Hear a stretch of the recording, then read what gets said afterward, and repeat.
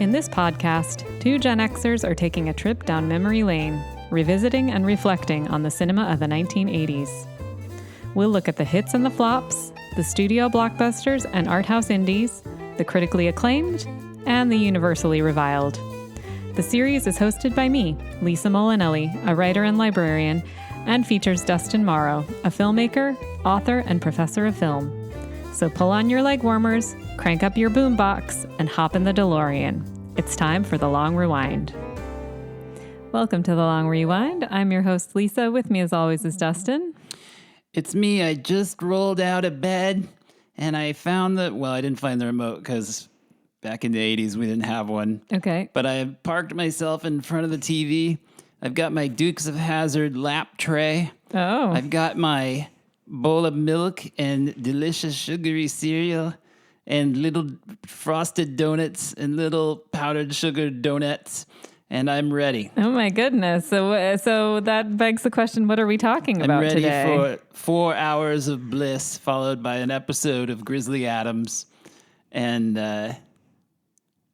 Saturday morning in the 80s. Yeah. Isn't Grizzly Adams part of the bliss? You love Grizzly Adams. I did, yeah. Well, back then, I watched it because it was on. I don't know how big a fan I was. I grew to love it, and I love it now for nostalgic reasons. But back then, it was a little acidic because it signaled the end of Saturday morning bittersweet. cartoons. Yeah, bittersweet. But Saturdays were great. I mean, you watched your cartoons all morning, and then it was time to go outside in the afternoon and play. Mm-hmm. And not a care in the world. And if only we could get back to those days. Pretty fantastic way to spend your Saturday. Yeah. So today we're talking specifically, I think, about breakfast cereals. And how they we relate are going to as Saturday far morning. from our 80s cinema focus of our podcast as we have as of yet, I think.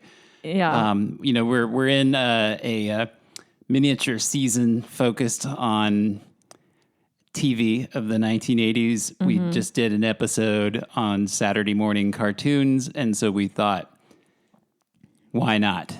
Yeah. Well, I mean, I think, yes, cereal seems to be far from cinema and TV, but in the 80s, I would say cereal and TV overlapped heavily in many different ways, not just people eating it in front of the TV, but... Yeah, I mean, you couldn't watch Saturday morning TV and not see a cereal, like literally every single, and you can verify this by going on YouTube and finding just old cartoons that people have uploaded from with that the commercials, era. It is just toy commercials and cereal commercials. Yes. And that is like literally all you saw from like 6 a.m. to like 11 a.m. on the networks. I'm pretty sure every block of commercials had at least one, probably more, cereal commercial in it. Yeah. Or Pop-Tarts or something like that. But you weren't getting, or toys. That was it. Yes, it was course. just toys and cereal. Yeah. Mm-hmm. They were just, pumping sugar into us. And we were consuming it as we watched the programming. A lot of people were. Saturday morning cartoons were kind of like sugar for kids. I mean, there was because it was the era was deregulated by the Reagan administration. All of a sudden, they could make these cartoons that were essentially 30-minute commercials. Right. They didn't necessarily have to have like real strong morals or any particular educational value. Yeah. I mean, most of them pretended to have that anyway. Yes. But no, I guess half the battle. But it wasn't there. And like, why not? Why not eat something that was bad for you while watching something that was probably bad for you? Well, it's something that's fun, right? All of this is fun, a way to kick back on the weekend, right? So I heard you mentioned, I just have to ask, you mentioned donuts. Did you also get to eat little... Donuts? The little donuts. Donuts. Donuts, whatever. Do you call them donuts? Whatever. It does kind of look, it's Donettes. And I suppose that word, it does kind of look like the name of a Motown band from the 60s. Ladies and gentlemen, the Donettes. Don and the Donettes. Anyway, the question is, did you get to eat those on Saturday morning? Oh, yeah. Really? Wow. Oh, yeah. Okay. Your favorite Saturday morning breakfast was so different from mine. Yeah, I know. My favorite donut though was the glazed. They were glazed. They were brown, but they were. It's not glazed like you would get at a donut shop. Okay. Today, it was that kind where it looked kind of like a pinwheel. Like it was almost like ruffles. Like it was. Oh, you mean it was like piping, like piped frosting on? No, it wasn't piped. It was like because the cake had that shape as well. It looked like I don't know. It looked like a pinwheel or like a tire. Okay. Do you know what I'm talking about? Not really. No. They were, and you could get it. We just got the like grocery store brand, but Hostess made one too. I don't think they still make that kind of glazed donut because I don't know that I've seen it, but I feel like I want to find it now. It kind of sounds like a cruller shape almost. Yes. Like the shape of a cruller. Yeah, it kind of looked like a cruller, only it was cakey. It wasn't like light. No, it wasn't the light cruller. Yeah. No, I get it. Okay, those sound really good. Yeah, they were tasty. That was my favorite breakfast donut. But yeah, we would occasionally get the donuts. I liked the chocolate covered little chocolate donuts. Sure, little chocolate Jim breakfast champions. John Belushi, excuse me. Smoking his cigarette. Yep. I start the day with little chocolate donuts. It's the breakfast of champions. Yeah, breakfast of champions. He's on the Wheaties box. He's got this big beer belly. It's a good sketch. My favorite part of that sketch is when he's out on the track, like lapping these guys that look like professional athletes. Right. He's out there in that tight shirt. Right.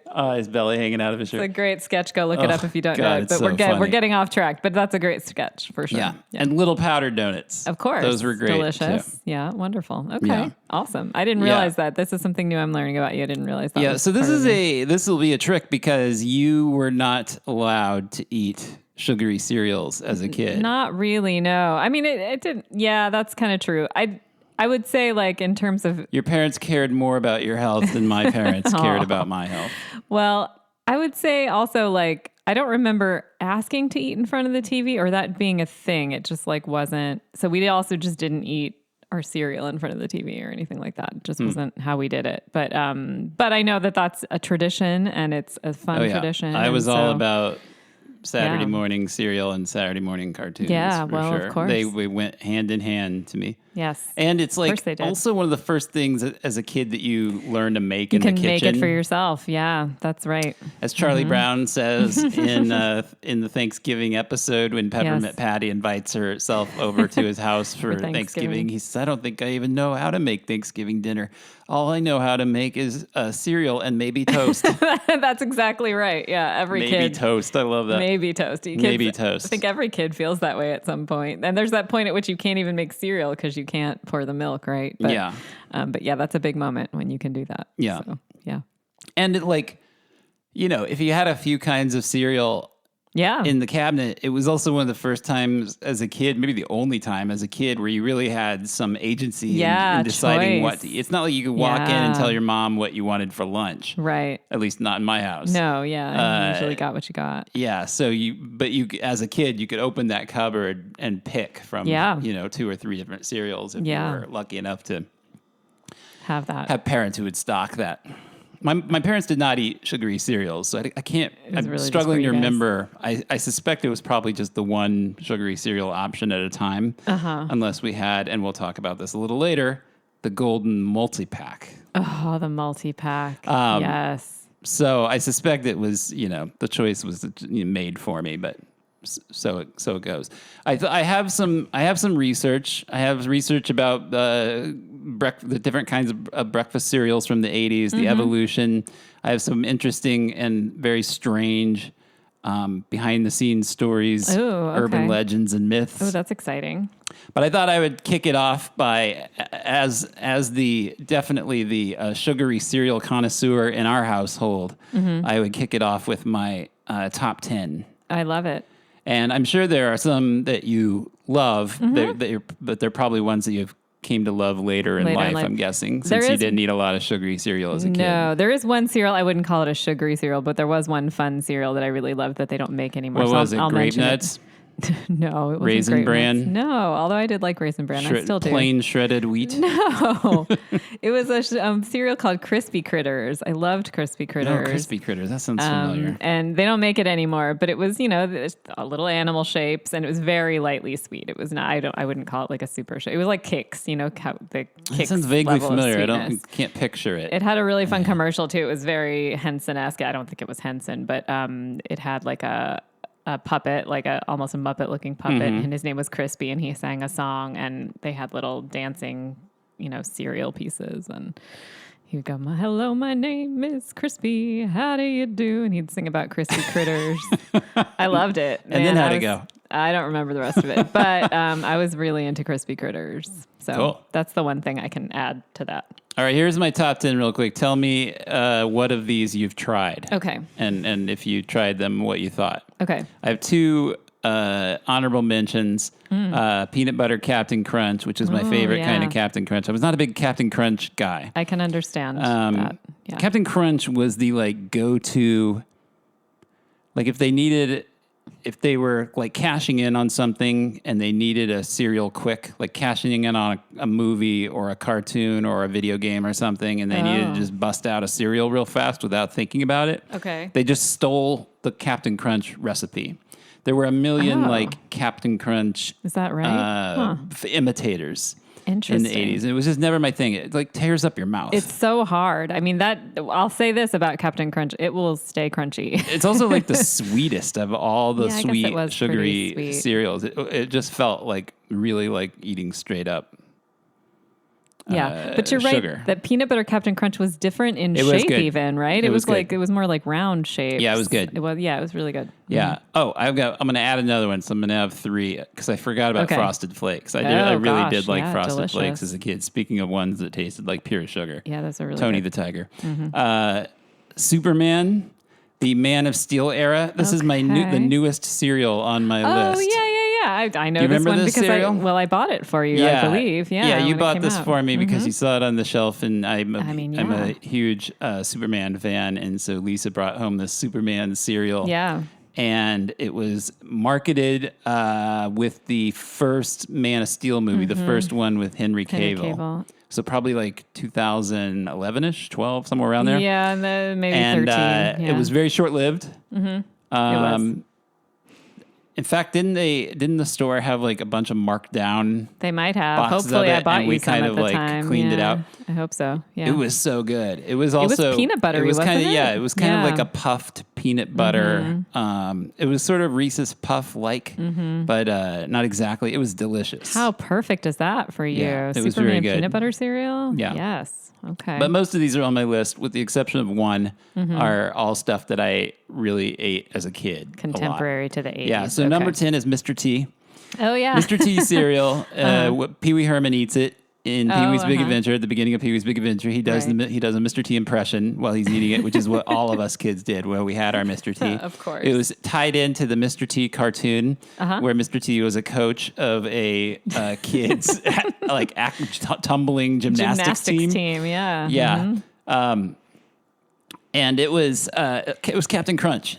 Okay. Basically, but it was in the shape of T's. Right. And as a kid who loved the A-Team and loved Mr. T, I was willing to look past that it was not my favorite cereal because it had Mr. T, so I wanted to eat it anyway. That's one I don't think I ever got to have. It's just Captain Crunch. Yeah. Okay. Number 9 was Apple Jacks. Yeah. Do you remember Apple Jacks? I do. I've had them. Oh my God, they're delicious. They're like Yeah. Cheerios, only they're just kind of like this. I don't know if you'd even call it apple flavored, but whatever it is, Yeah, it's whatever very, flavor very good. it is, it's Applejack flavor. Yeah. My number 8 was Fruity Pebbles. Delicious. My number 7 was Honey Smacks. Oh yeah, I like Honey Smacks. Honey Smacks are Yeah. really good. My number 6, Honeycombs. Yes, delicious. Yeah. We still get honeycombs to this day. Sometimes, yeah. My number 5 was Cocoa Pebbles. Far superior to the more popular chocolate Rice Krispies. Oh, Cocoa okay. Rice Cocoa yeah, Krispies. Yeah, Cocoa Krispies. Yeah, Yeah, I was that's what going to they call ask you. So, yeah, because they're more like much flakes, better right? cocoa flavor, much stronger cocoa flavor, Yep. much better texture, crispier. Yeah. And they left a much better chocolate milk. when you were done with them. Very important. Which was important for when you're eating breakfast cereal in the 80s, that you have some milk, some flavored milk left. Did you see where they sell the flavored milk alone now? Oh, do they? You can buy, it's in the dairy, dairy section. Cupboards, whatever you call them. Case. Yeah, the case. They're small, and they're usually over by the like the creamers and stuff. Okay, next time you're there, look. There's like a whole line of them. You can get like cinnamon toast crunch flavored milk, and I think it's just that milk that's left over after you've eaten the cereal. There was I think it's still around. I'm not sure. In New York, in the city in Manhattan, there was this very popular, super hip. Like it was sort of like a restaurant / bakery called Momofuku Milk Bar. I think it was Japanese in theme. But one of the desserts they would make, they were very into the cereal milk thing. It was like a very hip thing at the time. They would actually like make cereal milk and put it in things. That's what they would. I feel like I'd be like, well, this is great, but like, I could make this myself. And well, they would I'm put it in the most delicious part of the treat. I'm just saying they would put it in.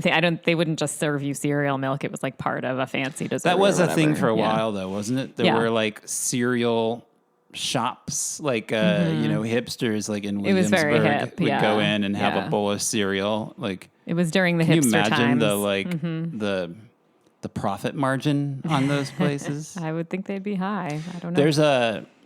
There's a store in the mall near where Lisa and I live called Hearth. Oh, yes. Which sells, it's kind of a skater, it seems. We've never been in there, but it seems like it's kind of a skater-oriented fashion. It's like it's tennis shoes and bags and like stuff. Shoes and or shirts and things that look like skater boys would wear them. Yeah, I think so. But for the longest time, they closed it up not so long ago, but for a long time they had in the back a frozen yogurt stand or ice cream stand or something that the only toppings they had were cereals.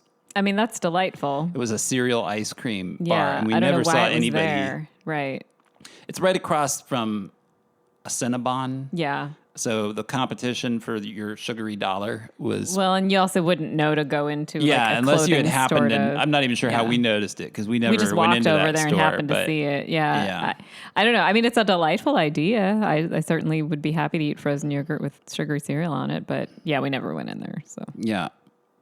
I didn't know if that was a thing other places, or if we just found the unicorn in... I don't know either. Normal. People have to tell my us. number 4, speaking of, was Cinnamon Toast Crunch. Oh, I love Cinnamon Toast Crunch. Or as we call it in our house, CTC. CTC. I love that stuff. That's one of my favorites. Yeah. We still get that one occasionally. Delicious. My number 3, this is my one more modern cereal. For me, I don't know. Okay. I assume it was around in the 80s, but for whatever reason, I just didn't get it. I think maybe the tiny grocery store in the tiny town where I grew up did not stock it.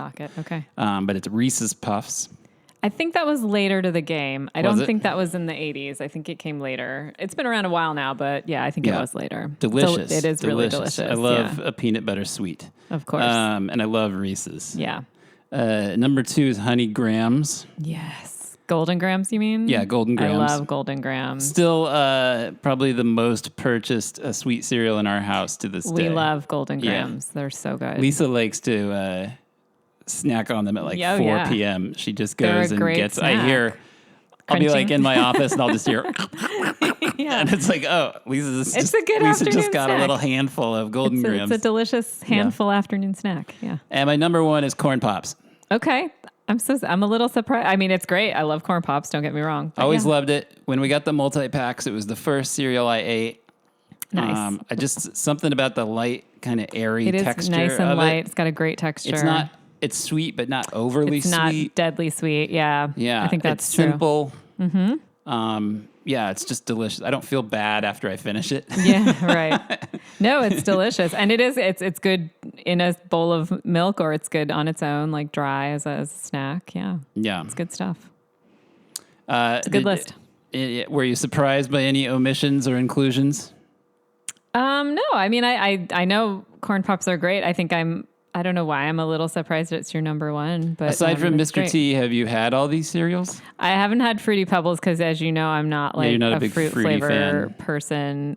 Were there others I hadn't had? I haven't had. All right, let's talk about other I popular don't think so. cereals from Okay. the era. Yeah, let's. These were ones. Some of these are. I was just less enthusiastic about these as a kid. Lucky Charms was never my thing. Mm-hmm. I do not like the little marshmallows. Yeah, I think they that's were in divisive. a lot of cereals, and I could just never get on board with those dried. Yeah. The marshmallows. Little I mean, they're very marshmallows. divisive. I think people either love them or hate them, kind of. Yeah. Yeah.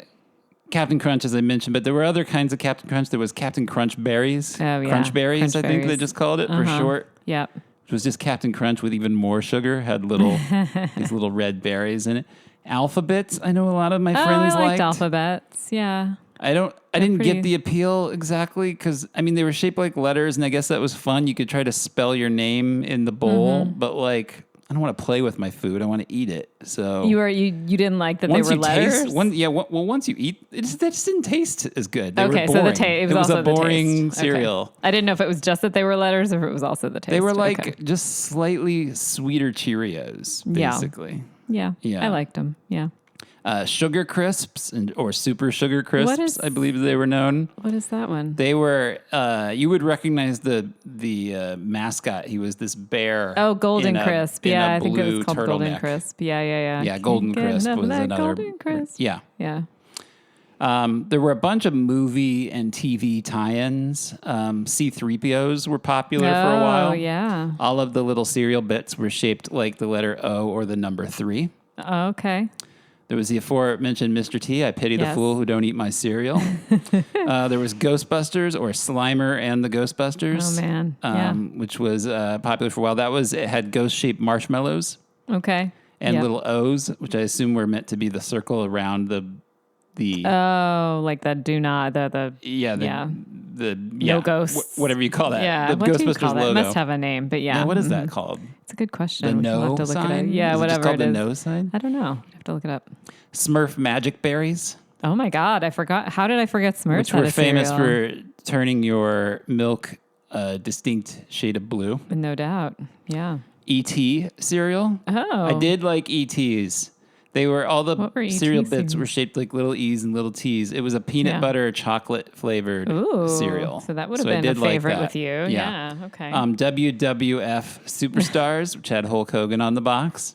What were those like? I don't know. Oh, okay. There was I think it was another in the long line of Captain Crunch Like ripoffs. cereals, yeah. Cabbage Patch Kids had a cereal. I did, that was one my mother, I think, did get very occasionally. We got because I was really into Cabbage Patch Kids. Yeah. Yeah. It wasn't a very exciting cereal, but it was, How many Cabbage Patch Kids did you have? I think I had 3. Were they all off-brand, or were any of them they on-brand? I had 3 real Cabbage Patch Kids. One of them was one of those preemie ones, like a little baby one. And then the other 2 Oh were my God! normal. What is It's that? just I'll never get over the idea of like your doll was born prematurely. It's just like such a medical. It's weird. It's such a medical thing that I don't know, to like attach it to this, and the fact that It's like weird. the idea of how your poor child was born prematurely, they're mostly bald instead of having a full head of hair. That's the difference. If you're a kid, that's the thing you learn about. Right. And that's not, of course not. I mean, really all it was it looked like a baby and the other ones looked like kids. So it's, not even really a premature looking thing. But anyway, yes. So I had 3. There was a Gremlins cereal where all the little okay. cereal bits were little gizmos. Oh, that's cute. I wonder what that tasted like. I don't remember it at all. There were a bunch of cereals that were kind of just basically remarketing the idea of dessert for breakfast, which is basically what all I mean, yeah. Saturday morning cereals were. But Okay. these included Cookie Crisp. Oh, sure. Convincing Cookie kids they Crisp. could literally eat chocolate chip cookies for breakfast. Can I say, by the way, when I finally got to try Cookie Crisp, I was so disappointed. Yeah, it doesn't really taste It like doesn't cookies. taste anything like cookies. Yeah. It's very disappointing. It's a letdown. Yes. S'mores Crunch, Oh. which okay. was, of course, a mix of chocolate bits and graham cracker squares and Like little golden marshmallows. grams. Yeah, doesn't sound horrible. Also probably not as good as it sounds on paper. No, probably not. There was a Nerds cereal, Oh my, okay. which was just like the candy. Every box of cereal came with this cardboard wall down the middle, and so you got two distinct different flavors of cereal on each side of the interesting. box, just like the candy did. Yeah. Did you ever try those? I did not. No, we Okay. didn't have those where I grew up. There was a Waffle-Os or Waffle Whiffs, they were sometimes called, which Okay. were meant to replicate the taste and texture of Waffles. maple syrup drenched waffles. Yeah. And then there was an ice cream cone cereal where the cereal pieces looked like little tiny ice cream cones. I don't remember that at all. Yeah. Wow. There were a bunch of cereals that grew out of video games. So there was the Nintendo System cereal. Oh. This was another doubleheader like the Nerds box. It had two separate bags in every box. There was a Super Mario Brothers cereal inside, which was Fruity Stars. And then there was a Legend of Zelda cereal, which was like little berry flavored hearts and shields. Okay. There was a Pac-Man cereal, Oh. which was little circular corn puffs and Power Pellet marshmallows. There was also a Ms. Pac-Man cereal because she couldn't be outdone by her Certainly. husband. No. She had ghost marshmallows with little hair bows on them, of course. That's pretty cute. Yeah. There was a Donkey Kong cereal, which had little barrel-shaped corn pieces. It was another in the Captain Crunch ripoff line. Yeah. Uh-huh. There was a Donkey Kong Jr. cereal, Oh, what which would that even be? had little fruit-flavored bananas and cherries in it. There were a bunch of cereals that grew out of cartoons and other pop culture Right. icons. There was a G.I. Joe cereal, which, believe me, if I had known about it at the time, I would have Gosh. had it. Yeah, of course. They were shaped like little stars, and it was apparently had more protein than your average breakfast cereal. Okay. You know, got to get the Something. soldiers good and strong. Right.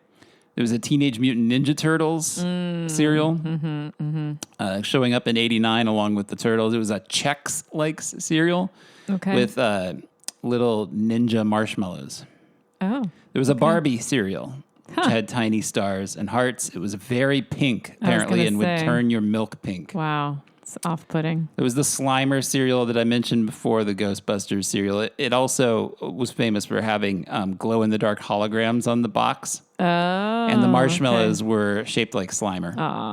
Did it turn your milk green? Because that's what I would expect Probably. from that cereal. Yeah. There was a Transformers cereal. Oh. There was an Indiana Jones cereal, Wow. which was Cocoa Puffs and marshmallows.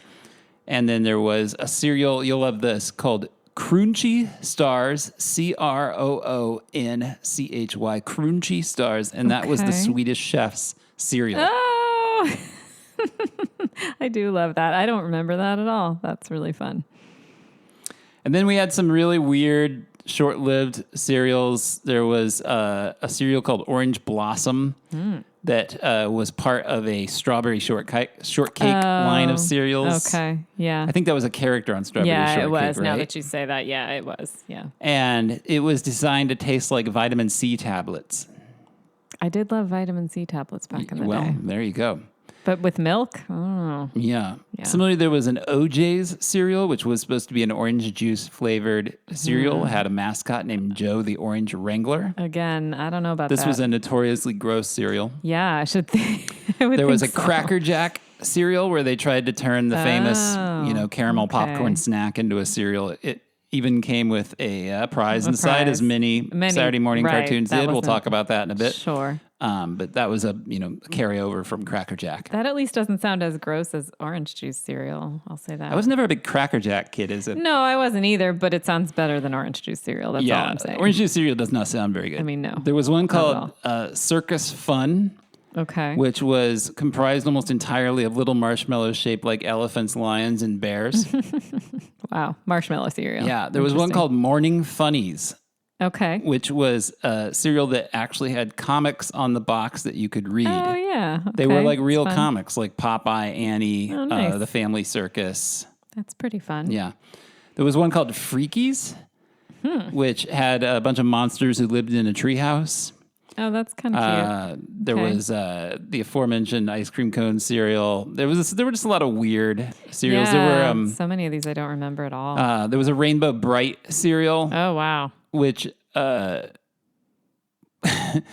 which was so like colorful. Had so many different colors in it that the joke around it was that it would give you rainbow results the next day. I see. I was thinking more of the milk turning just like a really muddy, weird shade. Later on, I think. Yes, no, there was I a understand. Smurf Magic Berries cereal that was a follow-up to Smurf Berry Crunch. This one adding marshmallows to the mix, so it was essentially this like blue and red. Good Lord. Sugar rush, yeah. Wow.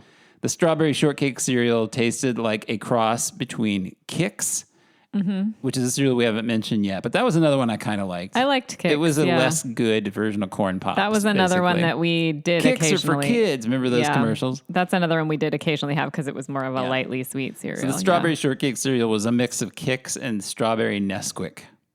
Oh, okay. And apparently the aroma of it was so bad that a lot of parents didn't buy more than it didn't go past the first box. That's fair. Yikes. Yeah. And then there were a bunch of versions of Rice Krispies, including one called Fruity Marshmallow Krispies that added a ton of fruit-flavored marshmallows. Yeah. Okay. We got the aforementioned Cabbage Patch Kids cereal, which, according to my notes, the pieces were shaped like little Cabbage Patch doll heads. Yeah. This was actually a lower sugar cereal by 80s standards, which maybe explains why your mom was willing to buy it. Yes. I remember it being similar to that Crispy Critters Kix, lightly sweet. They say they look like cabbage. It's like every cereal. It says it looks like something, and it kind of does. Yeah. But not really. Yeah. And then a couple that I totally would have eaten had they been available where I grew up. Dunkin' Donuts cereal. Oh, my goodness. Which you could get in two flavors, glazed or chocolate. Okay. It was literally bowl-sized donut holes. And then there was one called Powdered Donuts. That's donuts with a Z. Okay. Which had a distinct powdered coating that would leave this weird film of sugar on the roof of your mouth. Oh, how strange. After you ate them. I'm not sure that sounds good. I don't know. I can't decide.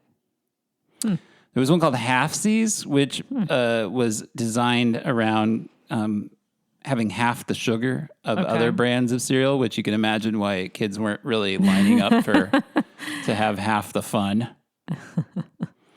But yeah, it's amazing how many of these there were. Yeah. Yeah, just so many. The prizes, as we mentioned, were a big part of your Saturday morning cereal experience. I don't know if you ever had the experience of having to root around with your dirty ass hand in the box of cereal. I mean, again, looking for the prize because no kid was, at least I wasn't, going to wait until I happened upon the prize. When you opened the box, you found the prize. And I think, like most kids, not smart enough to realize that you could probably just pour all the cereal into a bowl. Or some large enough receptacle. Yeah, and then put it back after you fished the prize out. Right. But like most kids, I remember just rooting around in it with my hand and probably crushing half the cereal pieces in there and putting God knows what kind of kid germs all through the box. Although, it was just me that was going to eat it. So I guess it didn't really... Well, my sister. Of course, I would think your sister ate it too. But yeah. Common Saturday morning cereal prizes, including hologram stickers, which I always thought were a total ripoff. Yeah. Were you sad when it was a sticker of any kind? Because that tended to be what they were just like stickers. Well, sometimes I remember you would occasionally pick your cereal if your mom would let you pick your cereal at the grocery store based on the promised prize. Of course. Which was always a mistake because these prizes never delivered. Really delivered. No. Yeah. The most iconic 80s cereal prize, perhaps, was the Wacky Wall Walker. Oh. This is how most kids got their Wacky Wall Walkers. Okay, I didn't know that was a cereal prize. Yeah, for people that don't know what that is, it's like they were like these little sticky octopus-like toys. Gummy things. And you would throw them at windows or walls, and because they had this sticky residue on them, they would fall down the wall, but as they would do it, it would look like they were kind of walking down the wall.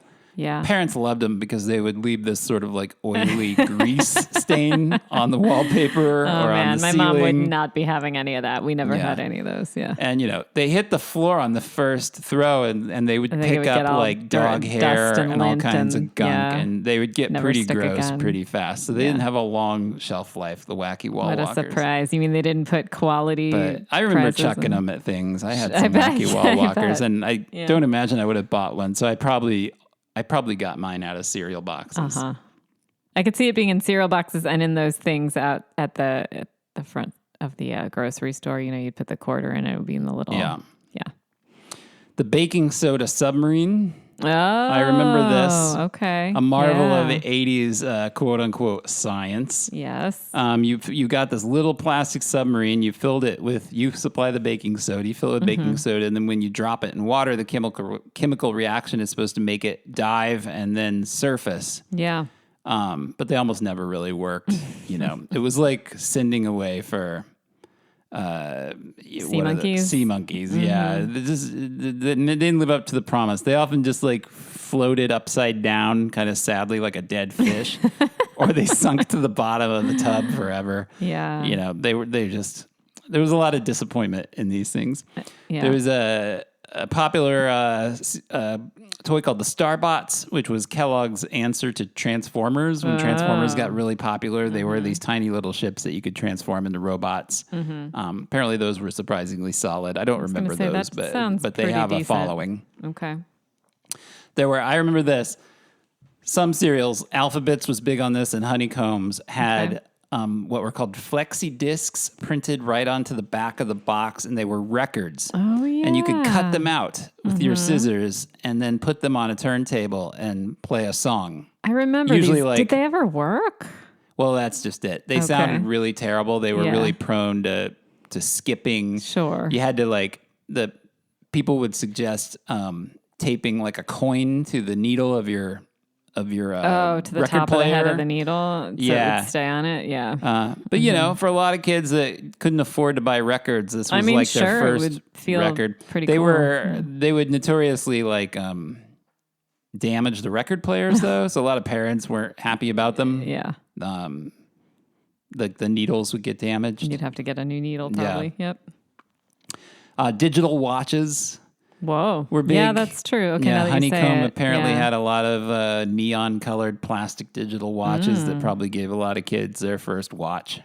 That's pretty good. That's a pretty good prize. Yeah. In 1988, Kellogg's and its Corn Pops and Rice Krispies gave out 30 million toy flutes and binoculars that would break into small pieces and caused a massive safety panic. They had to recall those. Yeah. There was a run of what were called sticky splat balls, which were similar to wacky wall walkers, but shaped like eggs and eyeballs.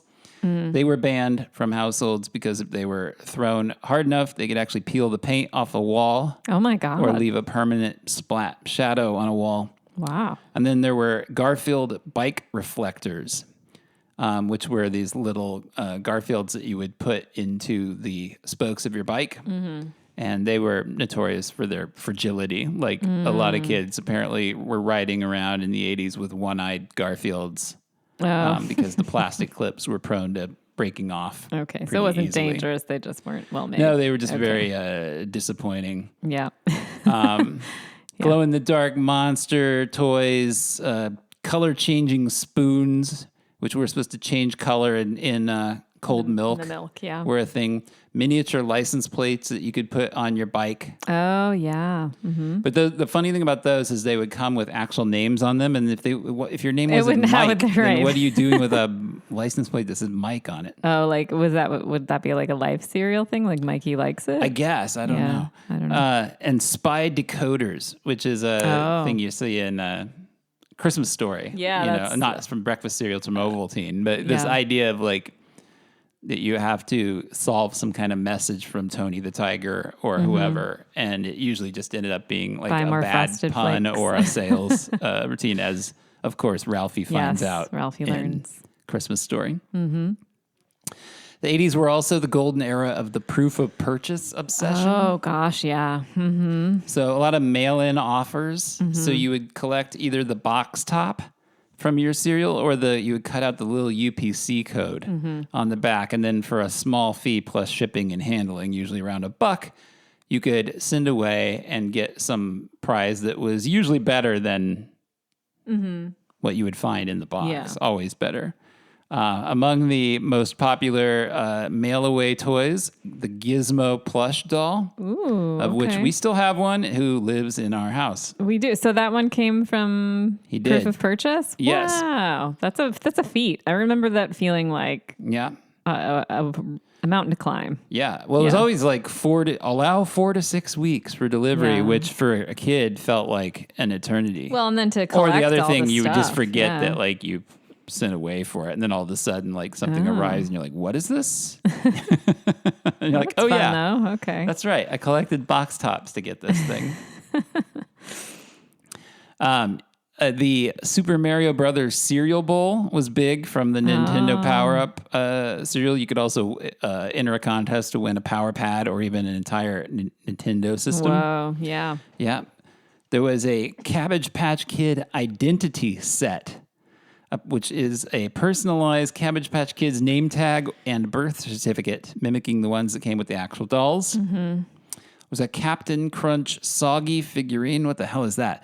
Captain Crunch had a recurring set of antagonists called the Soggies. Did you know this? I didn't remember this. No, I don't remember. While the captain himself was usually in the box, the villains were often mail-away exclusives. You could send away for solid vinyl figurines of the Sog Master and his soggy henchmen.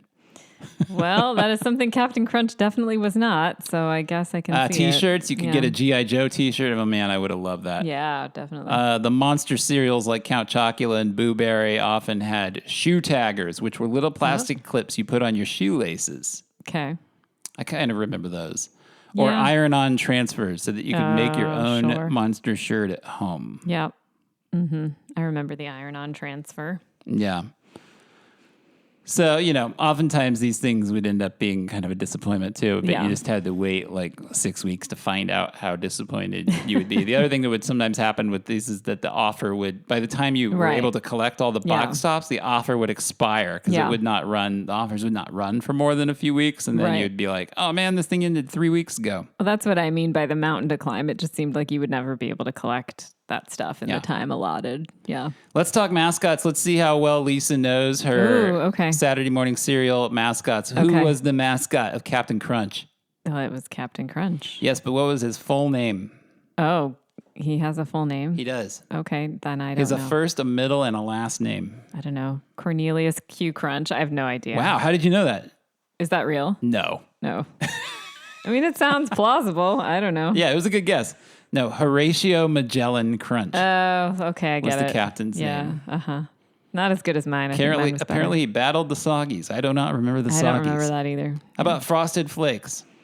Oh, it's Tony the Tiger. Yeah, Tony the Tiger. Mm-hmm. Remember how athletic Tony was? He was like muscular. Yeah. He was not a guy that ate a lot of Frosted Flakes.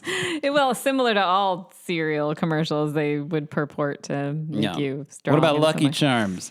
Isn't that Lucky the Leprechaun? Lucky the Leprechaun, yeah. Mm-hmm. Constantly being chased around by kids who wanted his magical charms. Never get me Lucky Charms. Yep. Which I was not part of that. I was like, I would see that commercial. I'd be like, I don't want your charms, man.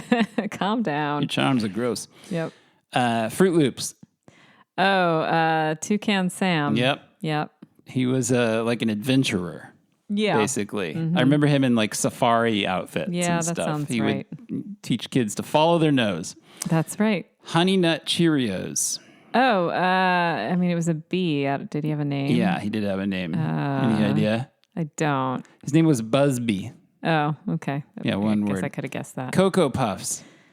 Cocoa Puffs. That was that rooster.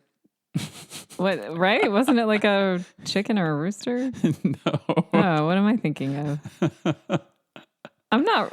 It is a bird, but it's not a rooster. I don't know. What is he? I don't know. He's a cuckoo, he's a cuckoo bird. Yeah. Okay. Remember, he's cuckoo for Cocoa Puffs. Oh, that's right. Yeah. I don't know. He looks kind of like a chicken. Cuckoo for Cocoa Puffs. He looks like a chicken. What would the rooster version of that be?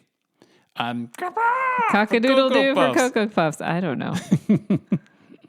What about honeycombs? Honeycombs. Ooh. This one, I will admit, I did not remember either.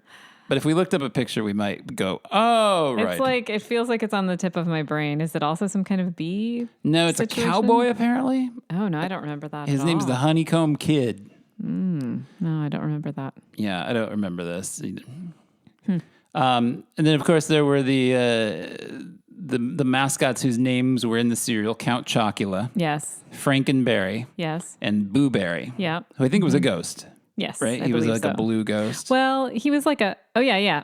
He was a ghost. Yeah, he was always like. I think the Frankenberry and Count Chocula had kind of a rivalry. And Boo Berry was always trying to settle arguments between them, if I remember right. I didn't remember that. I didn't eat any of those cereals because they all had those little marshmallows in them. Right, yeah.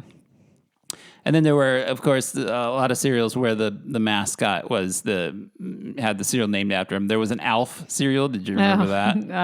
Not really, no. Then you had your Mr. T. You had, there was like a Flintstone cereal, yes. or the Pebbles, I should say. Yeah. The Pebbles cereals were the Flintstones, basically. I feel like those commercials had such a narrative. They always had like a major narrative going on in those commercials. Yeah. How about Golden Crisp?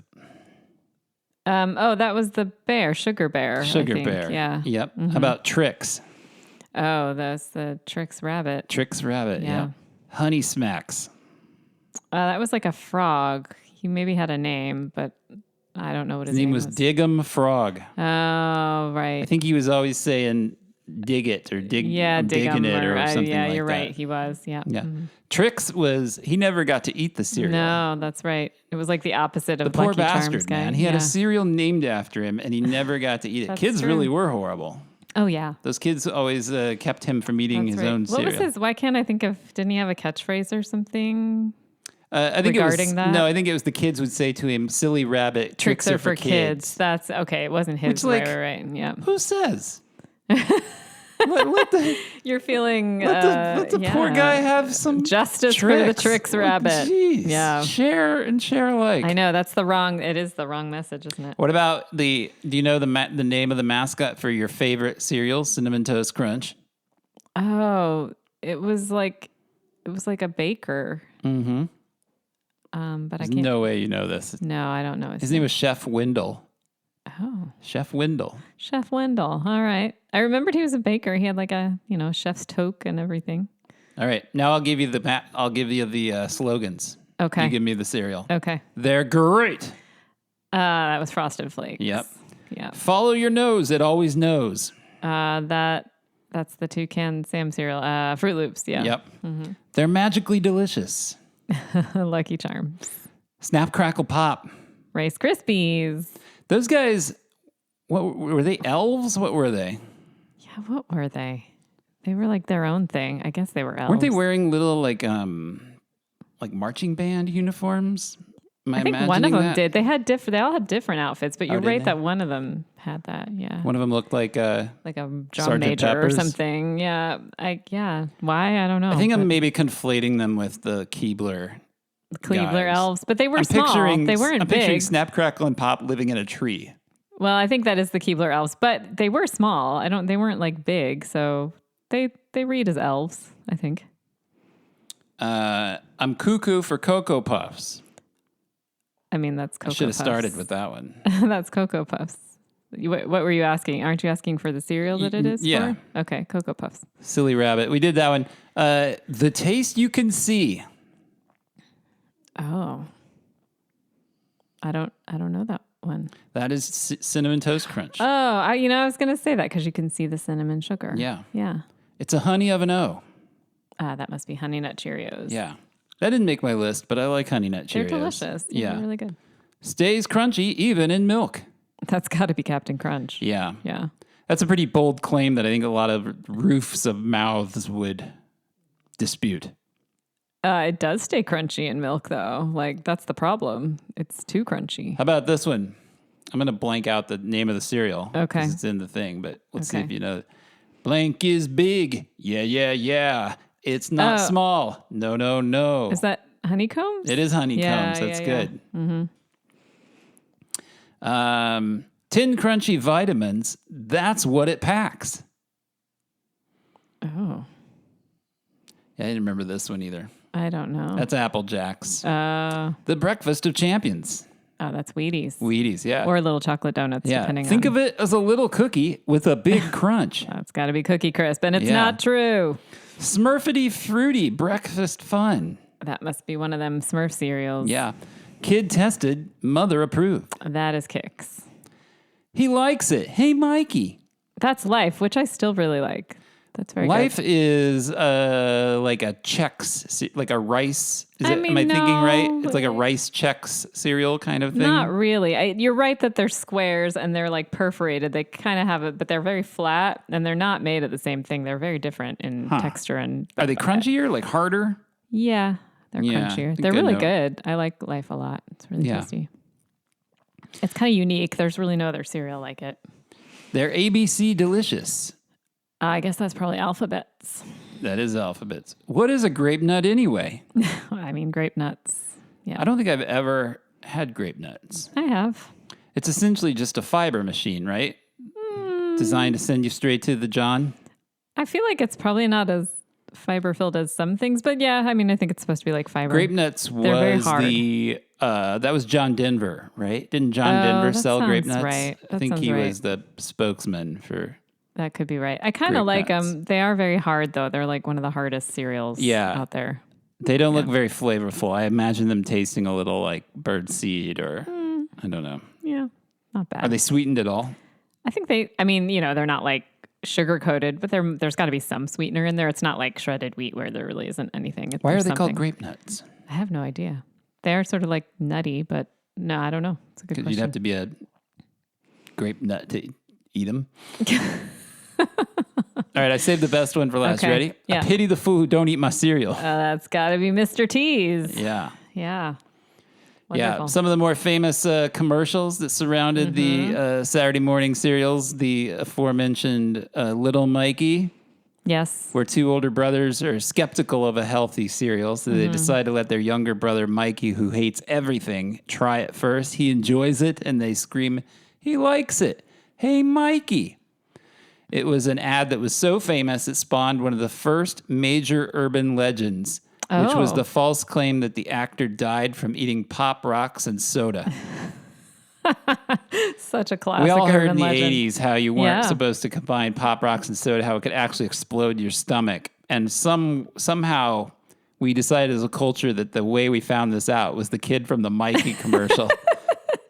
That's such a classic. That's so classic as an urban legend. Turns out he's alive and well. Yeah. And in fact, they brought him back, as I recall, for an ad campaign when he was like a teenager or an adult or something. Oh, is that right? Yeah, I kind of remember that. Yeah.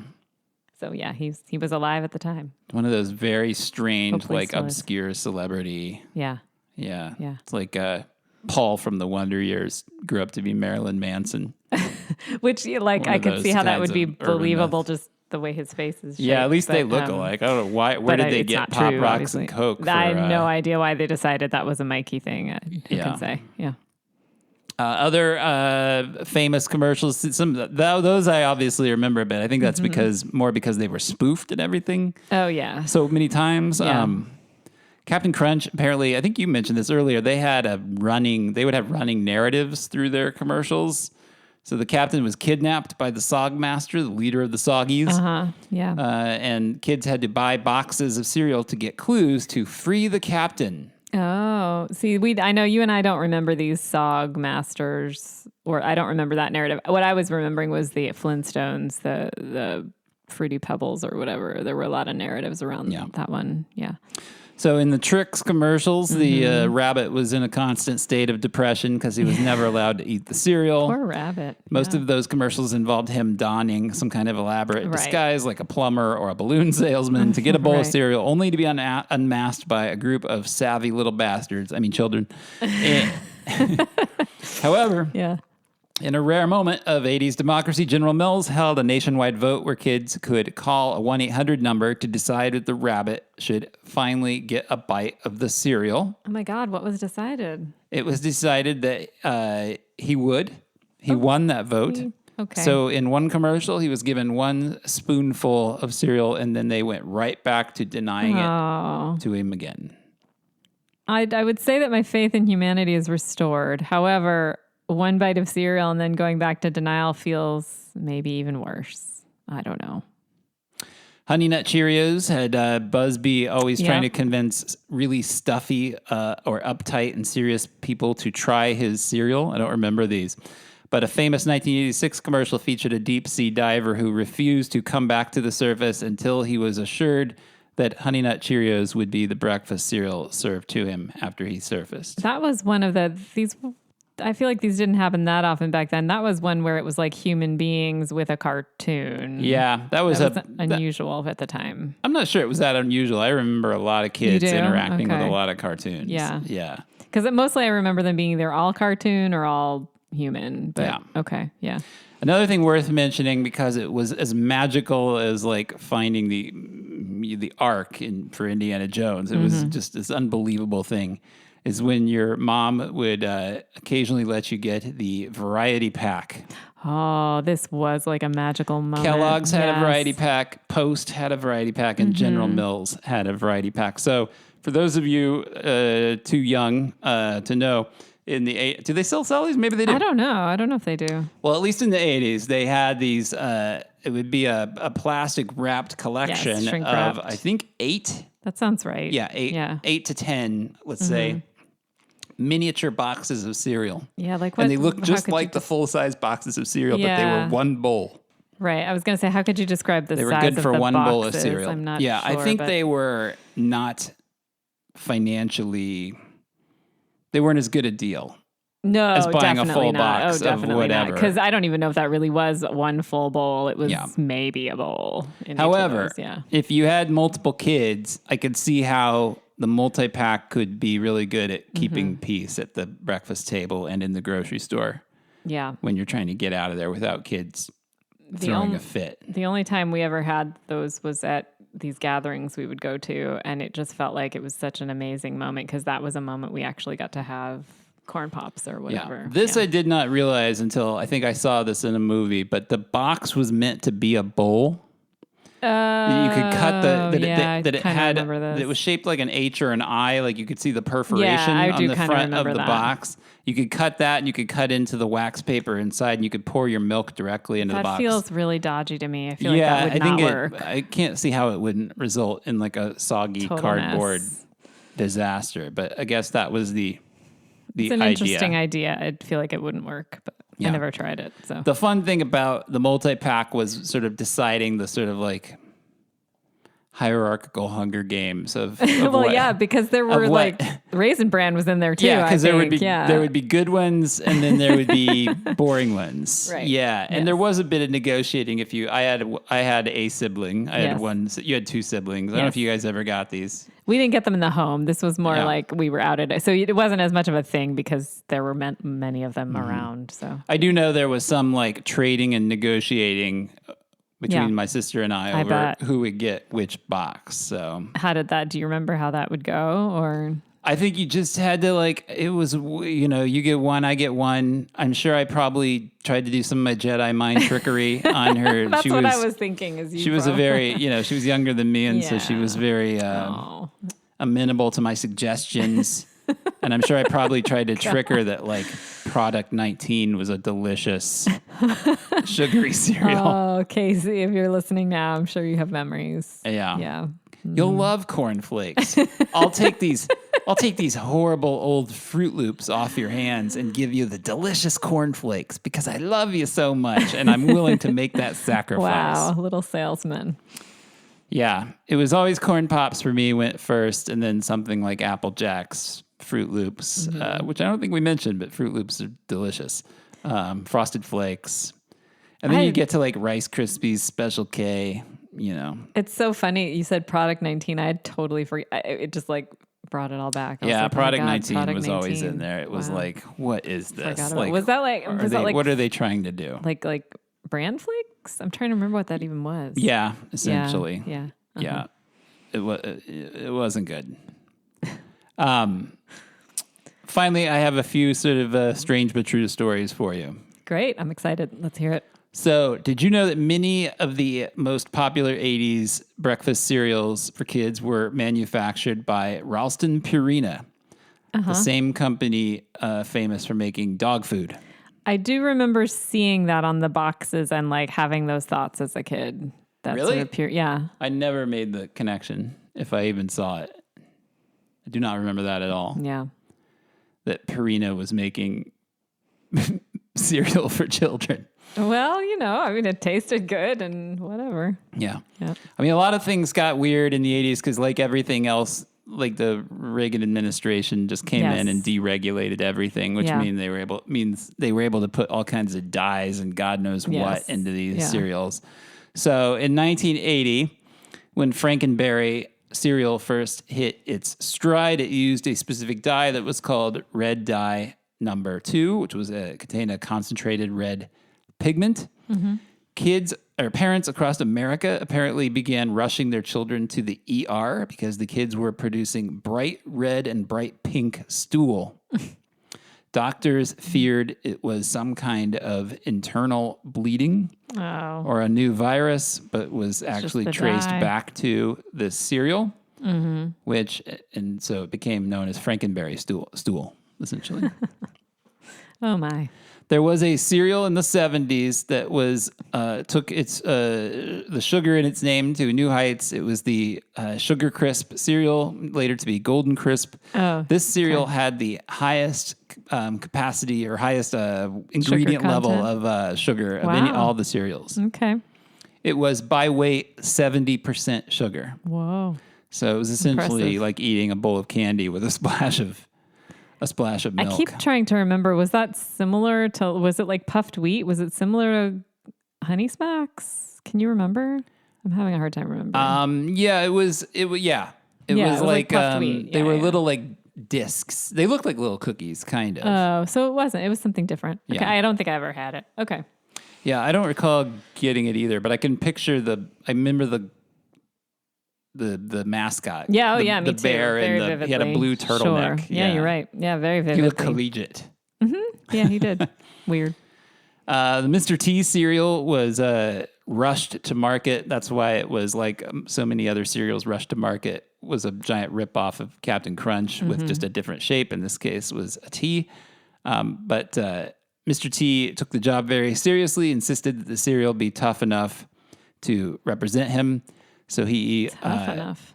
Apparently, there's a cameo in Pee-wee's Big Adventure somewhere of Mr. T eating his own cereal. I don't remember this. Maybe it was cut out. But it's one of the few times a mascot and a real human were the same person. Ah, interesting. The aforementioned flexi discs on the back of boxes of cereal would often have songs by artists like the Monkees or the Archies. That's surprising to me. I thought they were just like songs about the cereals. Yeah. Yeah, I suppose they still could have been with those two artists. Right, no idea. Yeah. But apparently they were one of the other reasons I should say that they were dangerous to turntables is kids were not very good at cutting them out of the box. And so they would come out all jagged and uneven with uneven edges. And so apparently there were lawsuits and complaints. Yeah. As these records caused thousands of dollars in damage to home audio systems. Oh my goodness. In the 80s, yeah. Wow.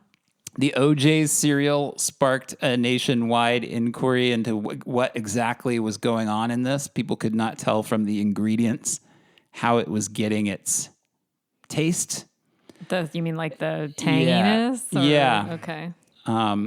It was revealed that it was flavored with powdered orange juice concentrate. Mm-hmm. However, when mixed with milk, I think this is what confused people. Curdle. The acid in the orange flavoring would slightly curdle. Yeah, of course it would. The taste sensation in your mouth. God. So it tasted like drinking milk immediately after brushing your teeth with like an orange toothpaste. God, that's it's awful. widely considered one of the grossest terrible. breakfast cereals ever made. I mean, that's like... I bet it's probably one of those things that you have to pay big on eBay to get a box of. And that somebody... there's some YouTuber what was that out show there. we were watching? Oh, I know what you're talking about. Yeah, he would this guy would go and he would eat old food basically. Yeah. There's a lot of this from on the YouTube. 80s specifically. Yeah. Like he would, it was unopened. He would find a box of the cereal and then he would open it and eat it on the show. And this is, I feel like there's a little subculture of all of this kind of thing on YouTube. I'm sure we could find somebody, but it sounds horrible. I don't know whose idea that was. That's pretty common knowledge that citrus or acid is going to curdle milk. So whose idea was that? Yeah. It's terrible. In the early 80s, Kellogg's ran a promotion where they put actual individual Lego bricks or small Lego kits inside boxes. Yeah. This created a playground black market where kids who got the rare pieces, like the tiny plastic wheels or windshields, could trade them for entire lunches or weeks of homework help. It led to a grocery store squeeze where kids and some desperate collectors would go to the store and squeeze the boxes to feel for the hard plastic Lego pieces. Weird. Leaving rows and rows of crushed cereals in their wake. Were they not in all boxes? Or it was you were trying to feel for a particular piece? I wonder. I think they were looking for a specific piece. Oh, I see. You know how Lego collectors are. I thought you were going to say choking hazard, but I guess it's more the collector thing. That's interesting. There was a cereal that sparked a satanic panic. Oh, my God. Okay. Procter & Gamble, who owned various food brands, faced a massive years-long urban legend that their logo, a man in the moon with stars, was a secret symbol for the Church of Satan. Okay.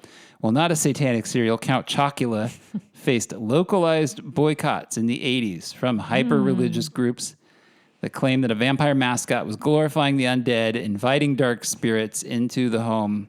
And General Mills had to release statements clarifying that the Count was just a misunderstood guy who liked cocoa. But what did they think of Frankenberry or Boo Berry? I mean, Boo Berry's a ghost. Frankenberry's Frankenstein. I don't know. I guess no problems there. Yeah, they're undead. They are undead. Yeah. I don't know if they were included or if they were just singularly targeting the Count. Am I overthinking it? I don't know. I'm just saying it's a whole. There was a controversy surrounding, of cereal science, basically, where cereal engineers were always trying to figure out how to make the milk change color without making it look like muddy water. Yeah. Or, as it turns out, do some damage. There was a cereal called Smurf Berry Crunch, which people started complaining about because it not only turned the milk blue, but it permanently stained people's bowls that would not turn back the color even after being vigorously washed. Oh my God, not to mention your teeth, probably. Yeah, Heavens. what is in that you could have one bowl of it and it can turn your bowl blue. That's not great. Wow. So Post cereals eventually developed a micro-encapsulated dye for certain limited editions where the cereal looked brown or tan, but the moment that milk touched it, the capsules would burst and turn the milk neon green or purple. Oh my God. It was like a chemistry set. Yeah. This always makes me think of Clark Griswold because he worked in food additives or something. It's someone is working on that stuff. Yeah. And finally, there was a spin-off of Frosted Flakes. You'll love this, Lisa, because I know you are not a fan of bananas. No. Called Banana Frosted Flakes. Ooh, no. The artificial banana smell was so strong that some grocery stores refused to stock it. Can I just say... How stinky would your cereal have to be for a gigantic grocery store to be full of food, mind you, and lots of different smells. It must be pretty bad. Through the bag and through the box, the store was like, no, we're not having that on our shelves. It reeks. It reeks. Can I say I support that because my biggest beef with bananas is I hate that smell. I cannot stand that smell. So I would have been in total support of that. Awful. Tell me about your other beefs with bananas, since that's the biggest one. Tell me about some of your smaller beefs with bananas. I don't like the texture. I mean, I don't know. It's all smell, texture. What else? Do you object to their tube-like shape? Not particularly. What about the yellow color? I love it. The yellow color's fine, I guess. So, if we're going in order. Anyway, yeah. Do you object more to artificial banana flavoring over actual bananas? Oh my God, that's actually a really good question. I guess. I'm not sure it is. Well, but I've asked it, so we might as well get an answer. It is a good question for me. I probably object more to the artificial than the real. That's true of all fruit stuff for me. Yeah. All right, guess what? We have done an amazing thing, which is we've somehow talked for 68 minutes about Saturday morning breakfast cereals. We always manage that. Okay, yeah. We start an episode like this where I'm like, should we really do an episode on Saturday morning cereals? Yeah, you're always like, it'll be really short. I'm like, it'll be like a 15-minute episode, and then 70 minutes later, I'm still droning on about this stuff. We've got the gift of gab. If, hey, listener at home, if you've made it to the end of this, send us an email, thelongrewind@gmail.com, saying, I made it to the end of the Saturday morning cereals episode. I would say I'm a super fan. And, you could tell us also if we missed any cereals. Tell us your favorites. Because I'm sure that there are some that we are forgetting. Yeah, I would love to know other people's cult favorites of cereal. Yeah. We should have done some kind of poll. Yeah. To get to the bottom of this. I would love to hear. Well, again, email in. I'd love to hear it. Even though we all know the correct answer is Corn Pops.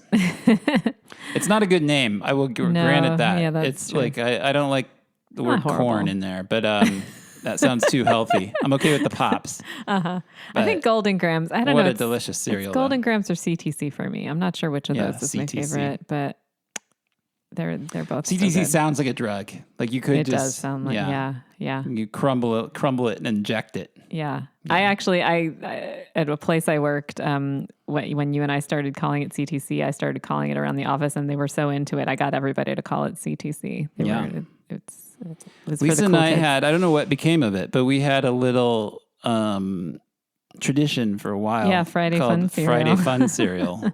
Where we could still do it. We would eat healthy breakfast foods all week, and the other 6 days, but on Friday mornings we would have a bowl of sugar cereal. I mean, we could bring it back. We should have done it on Saturday mornings. I mean, Saturday fun. We usually have something else on Saturdays. That's true. But, we usually have something. And Friday, I feel like you need that fun cereal. That's true. Saturday, you don't. Get you through that last day. Saturday, you're just happy it's Saturday. It's also kind of like, it's a nice kickoff. If you think of Friday as the first day of the weekend. Yeah. Yeah. It's a kickoff to the weekend. Well, we can totally bring it back. If you want to bring back Friday Fun Cereal, let's do it. Yeah, we should. Mm-hmm. Although I tend to go play sports on Friday mornings. I don't know if I need Friday Fun Cereal sloshing around in my gut while I'm trying to you probably need something a little more edifying than Friday Fun Cereal. Well, anyway. All right, now we're officially at 70 minutes. I just wanted to do that, get us to 70 minutes. All right. Email us, thelongrewind@gmail.com. Say, hey, I made it to the end of that cereals episode. What the hell are you guys doing? Get back to talking about 80s movies. All right, thanks, everybody. We'll see you in the next episode. We'll talk to you soon. You've been listening to The Long Rewind. The program is produced by Dustin Morrow and hosted by me, Lisa Molinelli. If you enjoy the show, please consider hitting the subscribe button, leave us a good review on your podcast app, and tell your friends about the program. We'll see you next time. Thanks for listening.